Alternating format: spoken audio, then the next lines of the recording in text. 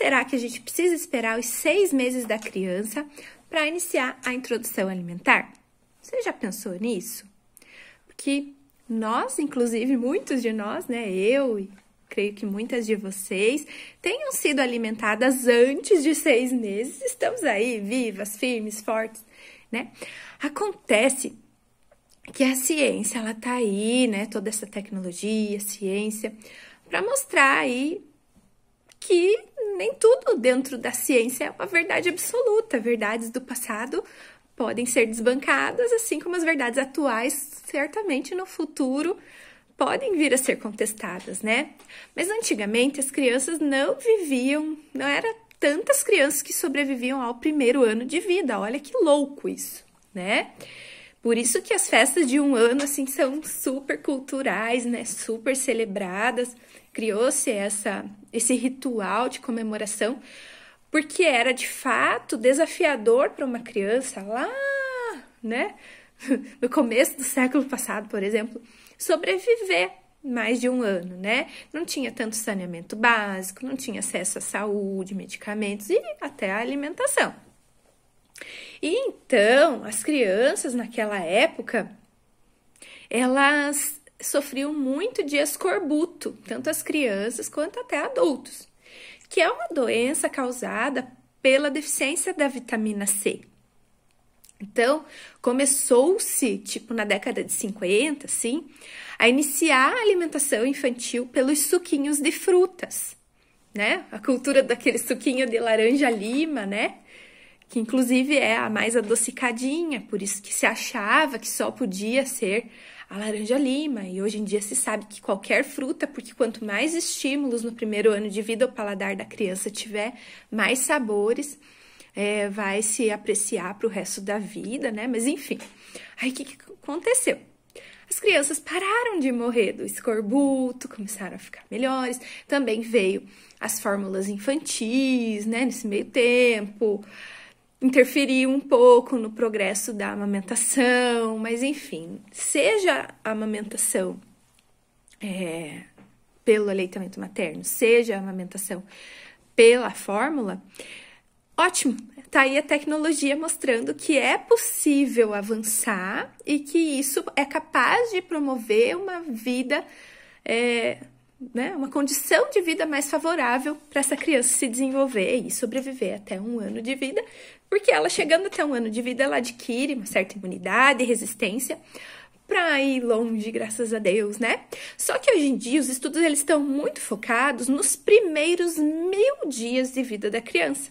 Começa lá na vida intrauterina, tem estudos até que falam, estudos não, a prática mesmo mostra que o casal que começa a ter hábitos saudáveis, fazer uma desintoxicação de metais pesados e tal, 100 dias antes de engravidar, né, de conceber essa criança, né, então 1.100 dias impactam, né, que vai então desde essa pré-concepção ou da concepção e o 2º ano de vida da criança, então pega aí todo esse período de gestação, de introdução alimentar, né, amamentação, introdução alimentar, 1º ano, né, então tudo isso hoje em dia é nisso que a saúde foca, porque começou a acontecer, né, que como avançou essas questões, parou de morrer as crianças, ótimo. Só que também as pessoas começaram a ficar adultos que cada vez mais cedo começaram a apresentar problemas de saúde, né? Diabetes, pressão alta, obesidade, AVC, infarto, muito cedo, né? Então, a ciência mostrou que é por isso que a gente precisa focar nesses 1.100 primeiros dias, além das questões neurológicas, né? Tem cada vez mais transtornos e questões aí neurológicas que estão aparecendo, né, demais e que tem relação, sim, com esses 1.100 primeiros dias, né?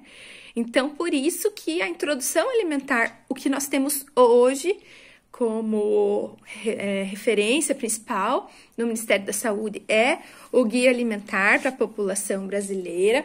É um documento bem recente, de 2019, E ele diz assim, que a introdução alimentar, ela tem que acontecer quando a criança, né, já tem sinais de prontidão, isso é avaliado pelo pediatra, né? Então, não é cronológico, aliás, 6 meses. Não, pode ser alguns dias a menos, alguns dias a mais, porque vai depender da aptidão dessa criança, tanto física já para ter a condição, por exemplo, sustentar o pescocinho, deglutir sem engasgar. Por que as crianças menores de 6 meses conseguiam antes? Porque daí era tudo muito batido, muito peneirado.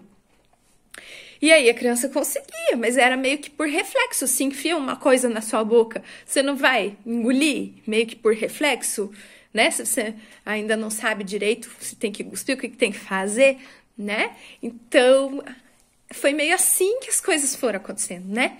Foi se percebendo que esse estilo de alimentar, ele deixava a criança meio preguiçosa aí para aprender a mastigar, por exemplo, né? Então, mais vale esperar a criança atingir esse grau de maturação neurológica e também física para mastigar e para já começar, então, com alimentos um pouco mais picadinhos, mas na textura adequada, porque senão a tendência é essa criança só ingerir calorias líquidas, não aprender a mastigação e depois ter alguns problemas de saúde em decorrência disso, né? E até problemas neurológicos, porque se a gente não estimula alguns avanços, né? Porque daí fica confortável também servir sempre líquido, batidinho, peneirado e ser aceito pela criança, não causar um engasgo, não causar um medinho, né? Tudo que é novo causa medo. E causa medo tanto para a família quanto para a criança. Então, qual é a postura que nós vamos assumir? Então, quanto mais a gente conhecer e puder ser facilitador desses avanços para a criança, mais a gente vai romper com coisas que faziam no passado e que a gente viu que não, né, não foram boas e que a gente pode evoluir, né?